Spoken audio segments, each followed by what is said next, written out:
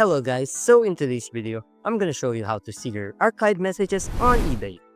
Whether you're clearing clutter, tracking an old conversation, or double checking a past transaction, I'll walk you through exactly where to click so you never lose an important message again. Let's get started. So go to ebay.com on any browser that you would like to use, then log in. Once you're on the home page, go to the upper right corner and hover on My eBay right here. Here, you can see everything related to your account: purchases, sales, communication, etc. From the drop-down, find Messages. It's right here. There you go, Messages.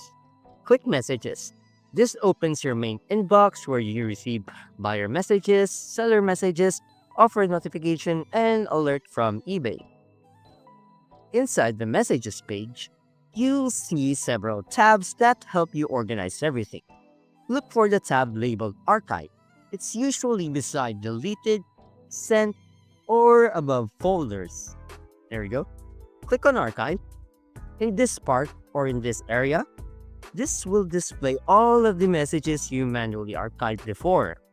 This is helpful when you need to revisit a past conversation, you want to confirm details from a previous transaction, you're trying to find proof, screenshots, or agreement between buyer and seller.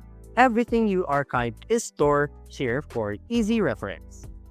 So since I don't have any archived messages or messages in this account, so for example, let's just say that you have a lot of archived messages here. So you've opened the Archive tab, you scroll through all of your saved messages, click on any thread to reopen and read, just like a regular inbox message. You can also use the search bar right here to quickly find a specific buyer, seller, or subject. And that's it. Accessing your archived messages on eBay is super simple. Log in, go to My eBay, click Messages, and click Archive. You'll have everything organized and right where you need it.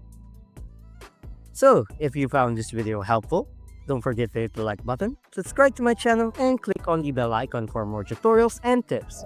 Thanks for watching, and I'll see you in the next one.